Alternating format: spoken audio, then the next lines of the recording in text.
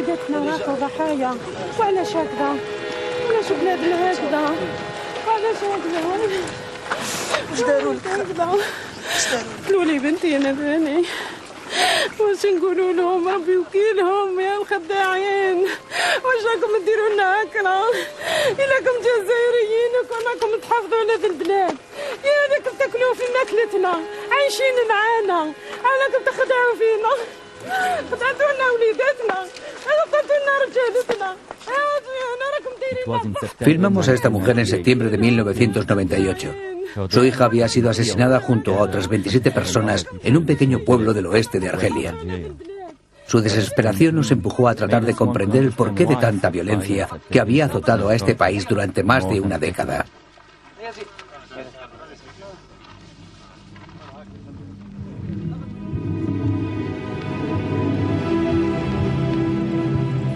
Argelia, los años sangrientos. En los últimos 12 años en Argelia han asesinado a más de 100.000 personas. El mundo realmente no ha prestado mucha atención a este hecho, aunque se pueden sacar muchas conclusiones de este conflicto.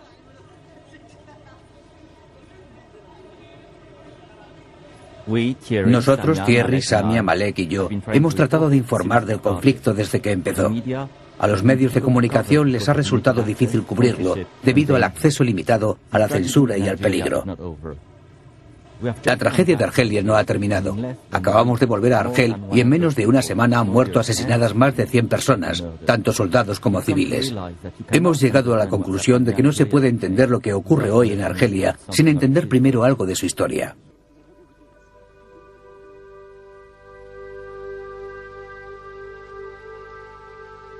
La violencia no es algo nuevo para el pueblo argelino.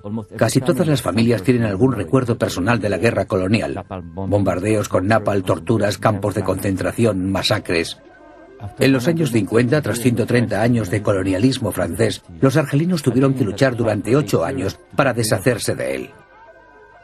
Mi familia ha guardado estas fotos. Mis padres eran unos de los pocos franceses que apoyaban la lucha de liberación. Eran amigos de los líderes del FLN, el movimiento que finalmente ganó la independencia en 1962.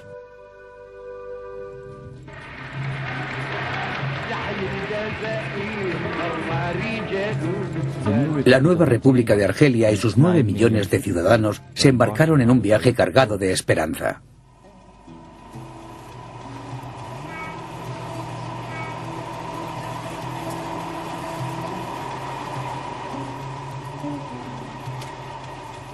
Muy pronto el FLN se convertiría en el único partido, el ejército dominaría el país y el Islam sería proclamado como la religión estatal. En los años 70 la política de nacionalización de la industria y la agricultura había fracasado. En los años 80 la súbita privatización de la economía también fracasó. Cuando bajó el precio de las principales exportaciones, el petróleo y el gas, las condiciones de vida fueron a peor y la gente perdió la esperanza en un régimen corrupto. Nuestra investigación comienza 26 años después de la independencia, cuando Argelia se enfrentó a otro sangriento punto de inflexión. Octubre de 1988. Por primera vez, el Ejército de Liberación dispara sus armas contra su propio pueblo. Mueren unas 500 personas. Todo empieza con unas enormes huelgas de trabajadores que paralizaron el país. Luego los jóvenes se manifestaron en las calles de Argel. Al cabo de 2 días, un movimiento fundamentalista islámico cada vez más extendido y activo en la universidad trató de apropiarse de las manifestaciones. Pero los jóvenes que se habían lanzado a la calle hablaban en nombre de toda la población. Las autoridades respondieron con una terrible brutalidad. Llamaron al ejército con resultados trágicos. Este antiguo oficial del ejército francés era uno de los hombres fuertes de Argelia, así como la bestia negra de los fundamentalistas islámicos. El general Khaled Nezar se convirtió en una figura clave cuando el presidente le llamó para que acabara con los disturbios. Hubo unas manifestaciones enormes de hasta 75.000 personas, a pesar de que se había declarado el estado de sitio y de que se habían prohibido las manifestaciones. En eso consiste un estado de sitio. Se prohíben las reuniones masivas y se utilizan las armas para dispersar a la multitud según unas reglas bien definidas. Es decir, no se dispara para matar a la gente, sino para dispersarla. El mando da la orden de apuntar a las piernas después de haber advertido a la gente de que debe dispersarse. Por desgracia, los soldados, que no estaban acostumbrados al mantenimiento del orden y de la ley, dispararon al suelo o al aire, y eso produjo una gran cantidad de daños. ¿Diría usted que la respuesta fue desmesurada en relación con la naturaleza de los acontecimientos? No, yo no diría desproporcionada. Yo diría que lamento que hubiese muertos, pero no existía ninguna otra alternativa posible. El general Benlleies, que entonces era ministro, se dio cuenta del abismo que separaba entonces al pueblo y a los que ostentaban el poder, y decidió dimitir. Los servicios de seguridad no consiguieron identificar a los líderes de las revueltas y llegaron a la conclusión de que había una conspiración extranjera detrás de los acontecimientos. Entonces empezaron las detenciones masivas y trataron de hacer hablar a los detenidos recurriendo a la tortura. On nous faisait passer à l'électricité au niveau d'une pièce qu'ils appelaient la salle de torture. Il y avait 6 à 7 personnes. On nous accrochait tout nus sur un sommier avec un métallique, avec des menottes. Nous versaient de l'eau pratiquement sur tout notre corps pour qu'il soit bon conducteur. Et nous bouchaient pratiquement, ils nous mettaient dans la bouche un chiffon. Des fois, tantôt de l'eau, tantôt ils nous disaient que c'était de l'urine. Ils nous enfonçaient avec un bâton, tout en augmentant l'intensité ou l'ampérage, je ne sais pas, du courant électrique, là, au niveau de la GGN. Los manifestantes enterraron a sus muertos. El país entero estaba en estado de shock. Los periódicos empezaron a hablar y a desafiar la censura impuesta por la muy odiada policía política. La gente exigía cambios.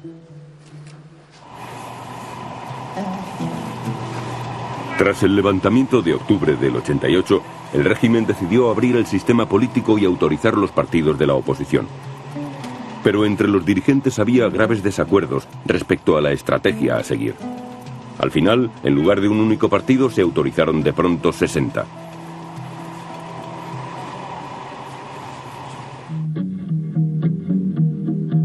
Uno de los principales partidos de la oposición estaba dirigido por Hossein Aid Ahmed. Era uno de los líderes de la lucha de liberación y había sido encarcelado por el gobierno colonial francés. Su base política estaba en Kabylia, una región grande y rebelde con su lengua y su cultura propias. Les impusimos la apertura. El ejército no formaba parte de este nuevo entendimiento entre los reformistas y la jefatura del Estado. Y fue en aquel momento cuando me dije que tenía que regresar a Argelia. Depuis 62, le dialogue politique, la liberté, la laïcité, en un mot, tout ce qui n'existe pas encore en Algérie. Argelia parecía estar llegando a un acuerdo con su pasado. Ben Bella, el líder de la lucha de liberación, se había exiliado poco después de la independencia y las autoridades lo habían borrado de la historia. Ahora, a su regreso, tuvo un recibimiento de héroe. Aparecieron decenas de periódicos y todo el mundo salió a la calle, desde los militantes islámicos hasta los de extrema izquierda. También las mujeres estaban en primera línea. Exigimos la abolición del Código de Familia, que es totalmente inconstitucional. Exigimos vivir como ciudadanos libres, con derechos y deberes iguales a los de los hombres, dentro del marco de la Constitución.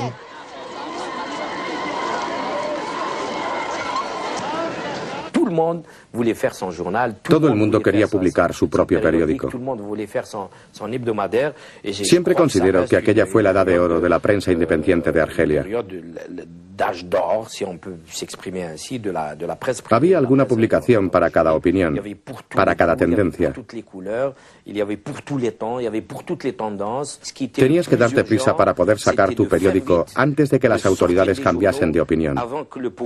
Era una carrera contra reloj.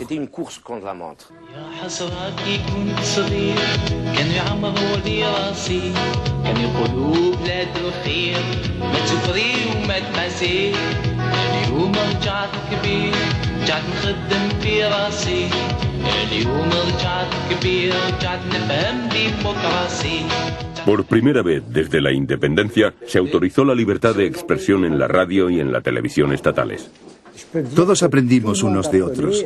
Nadie tenía la receta de cómo hacer este trabajo, ni contaba con experiencia previa para decir qué era lo que había que hacer en la televisión, en la radio o en los periódicos. Así que mientras duró aquello, todos aprendimos.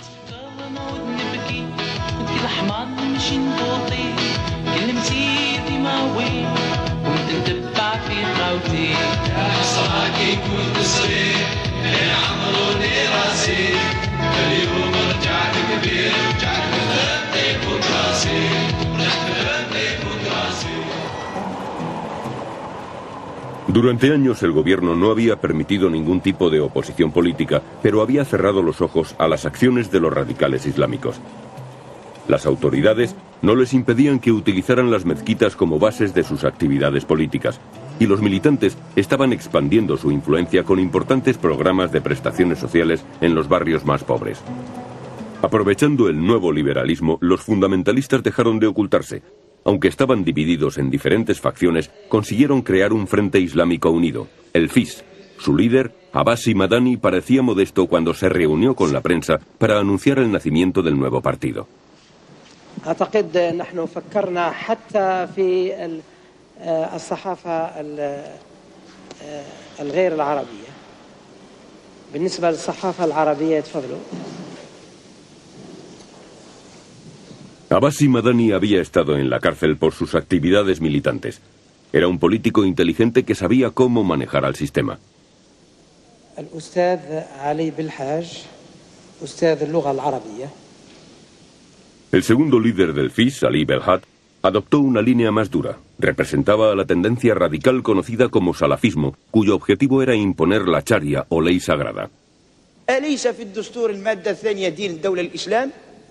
هل الإسلام يبيح لك أن تطعن في الدين وأن تطعن في العقيدة وأن تطعن في المبادئ؟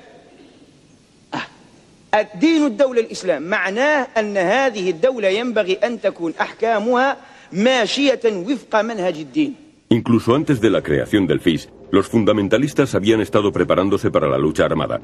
Desde principios de los años 80 habían organizado campos de entrenamientos a la vista de las autoridades y con el apoyo de algunos gobiernos occidentales. Habían enviado voluntarios a otros países islámicos militantes para recibir instrucción y habían desarrollado redes clandestinas. Esas personas eran preparadas, adoctrinadas y armadas para hacer frente a los servicios de seguridad. Su manual les decía: si os detienen, esto es lo que tenéis que decir. Si os torturan, esperad tantos días antes de revelar la verdad, etc. Usan los mismos métodos que utilizaba en su época el FLN.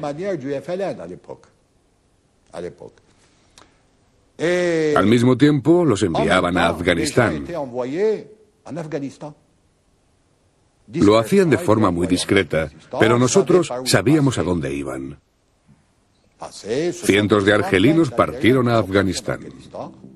En Peshawar, en Pakistán, los argelinos eran recibidos como voluntarios que se unían a Bin Laden en su lucha contra los soviéticos apoyada por Estados Unidos. Al regresar a Argel, se convertirían en fundadores de los grupos armados islámicos.